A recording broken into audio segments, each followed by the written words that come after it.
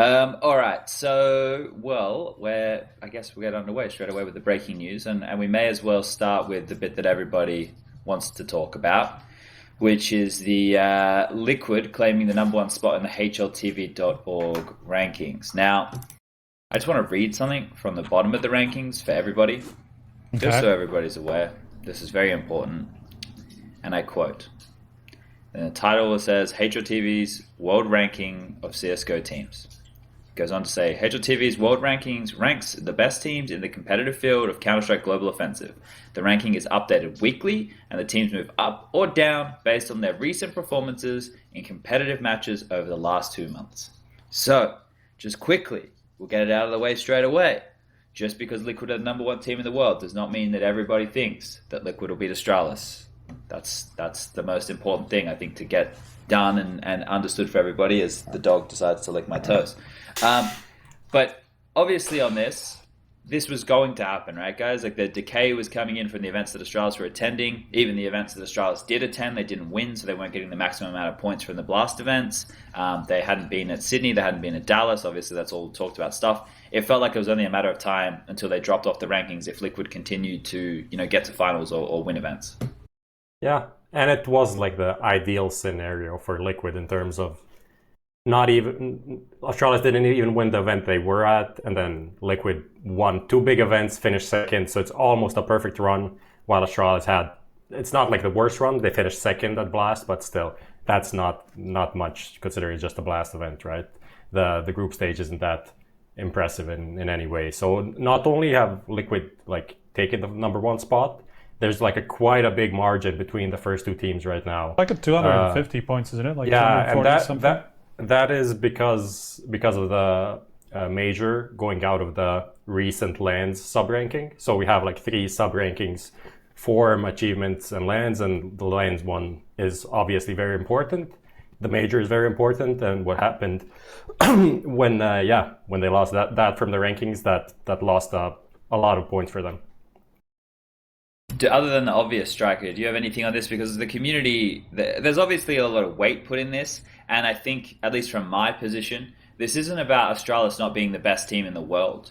It's just a testament to the way that they approach their calendar, right? And obviously, when you put together the fact that Astralis skip a bunch of events, which you already knew, they did that previously, it's not something new. But when you add that with the fact that they were attending Blast events only, obviously the refresh situation, whether or not there is an actual conflict of interest is outside of the debate. It just is clear that they're owned by the same people. So collusion is something that when people look at it, that's something quite easy to jump to that conclusion. Yeah. I'm not confirming, denying, giving my opinion on any of this stuff, viewers at home. I'm merely just stating how people could view these situations.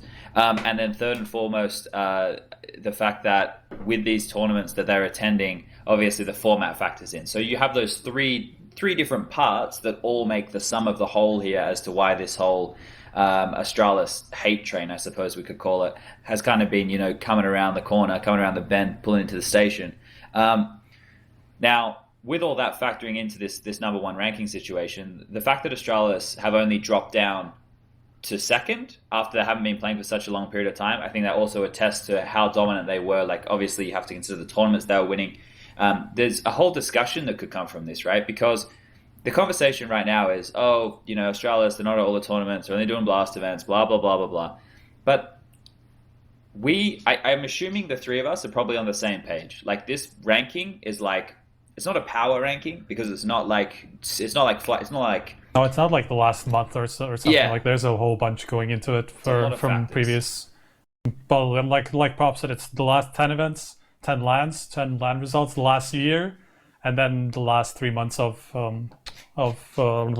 results. So that's kind of a pretty big combination. Of course, it decays by time, but it's still, let's say the last 3 months are the ones that count the most, or maybe the last 6 months if you want to sum up the average of the entire rankings, what basically matters. So yeah, it's definitely not a power ranking at all. So in that case, in a power ranking, Astralis would probably be somewhere maybe 5th if we were being kind to them, because they went out 4th at one of the Blasts, 2nd at the last one, and then previously they won one. So I guess they would have been somewhere, maybe potentially even below Vitality. at this point, because Vitality actually attended like a more important event. So that's kind of the point that that a power ranking would have. The real discussion for me anyway becomes about how do we define this stuff, right? Because look, let's just do this quickly. Let's just have a show of hands here, or a yay or a nay or whatever. But we all would still consider Astralis the best team in the world, right? Yeah. It's kind of hard for me considering Depends what on I how you saw define from it, right? Yeah, of course.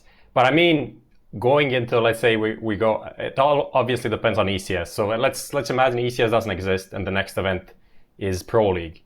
Who do you guys have as the favorites going there? Like, based on the results I've seen in the last 2 months, it's going to be Liquid. Yep. But like, so for me, they are the best team right now. So I don't know how you stand on that.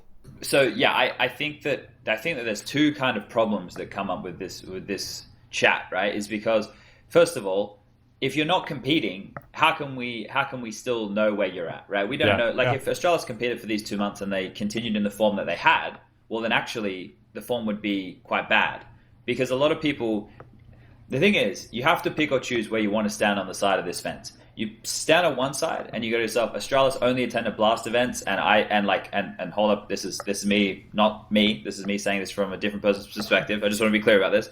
Let's say you put yourself on this side and you're like, I don't think that Blast events, their formats, I don't like their formats, right? Let's imagine you stand on that side of the fence. So then you go, well, those events don't count for me because Astralis only attended them, right? So you don't put any stock in them. Say you wanted to do that. On the other side of things, if you want to stand on the fence and you go, yeah, I do actually put weight in Blast tournaments, which is cool too. So wherever you want to stand, that's fine.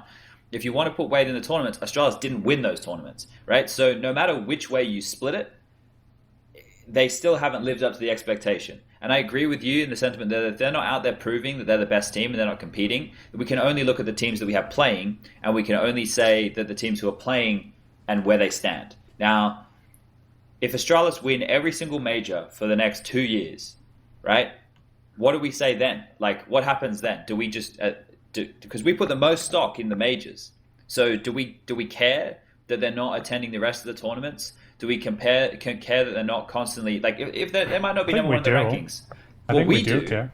But it's like, but if they win every major, what does our conversation become? Because it's like, I mean, well, obviously the best format. The majors aren't as important as they potentially used to be maybe 3 years ago, right? So that's the problem that I would have with this.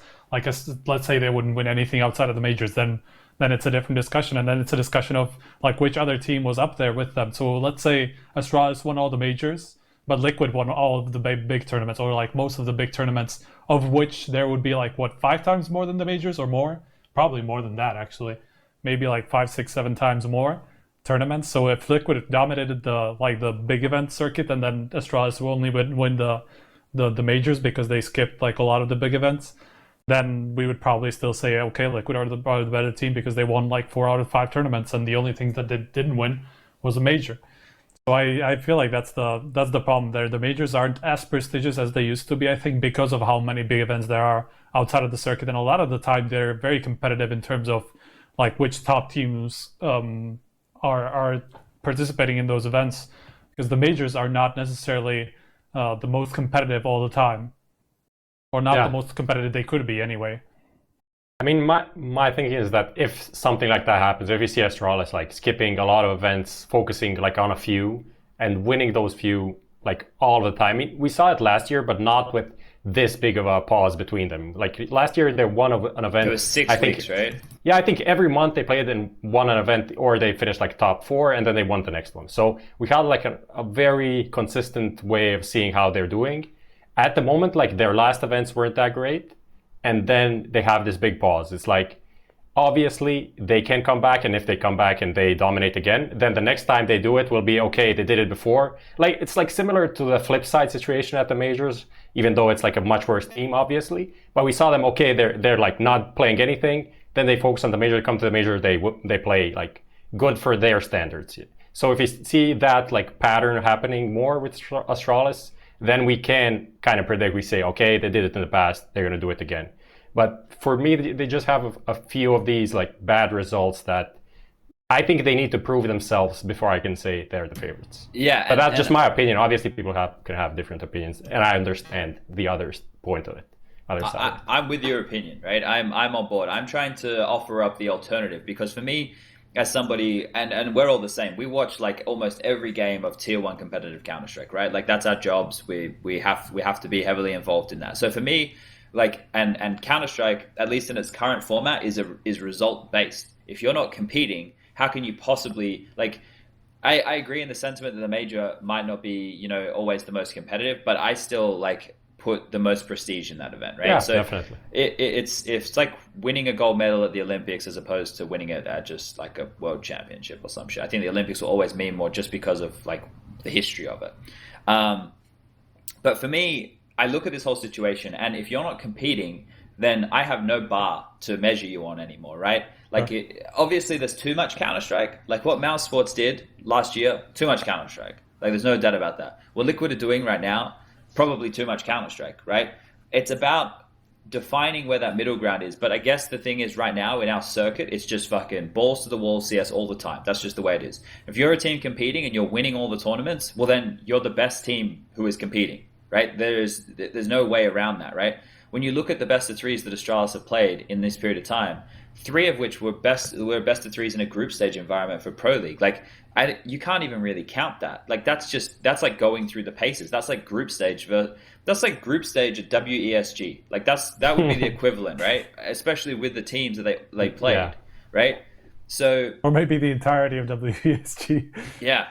You have to just think about these little bits in these situations, and for me, it's very results driven. I still think that the jury is out because I don't think Astralis have just forgotten how to play CS. I don't think they're done. I don't think anything along those lines. But I think for me, the team who is currently active and competitive has to be Liquid as the best team. Like it's just we're going to have to wait and see when they play ECS.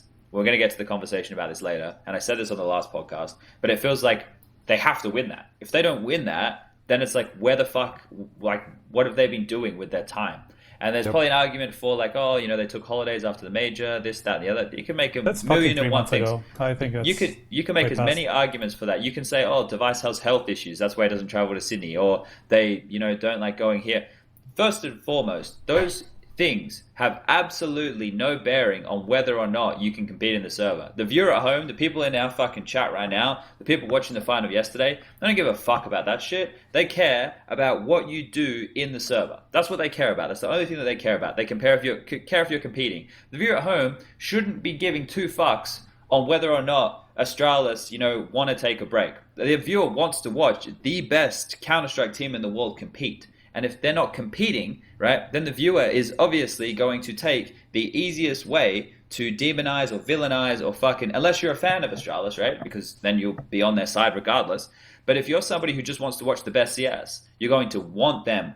You're going to want them to be there. So that's like part and parcel of this. And the teams who have been out there that have been fucking doing it consistently is Liquid and ENCE. They're up there. Obviously, there's moving around. There's a lot of back and forth between some of these other teams, roster changes, visa issues, nonsense like that.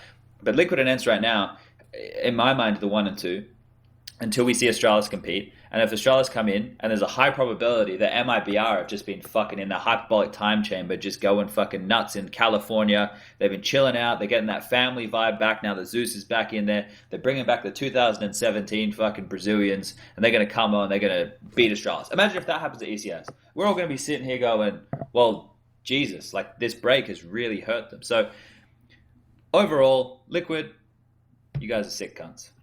Good shit. Yeah, I mean that's what I wanted to say at the start when you addressed me and then went on a tangent, talking about your own opinion. I was gonna say like the main takeaway for me is how Liquid is playing, not what this means for Astralis, because Liquid have actually proven that they can win tournaments on a fairly consistent basis. Anyway, sure they went second in Summit, but I don't think we really saw the true Liquid, and I think they proved that.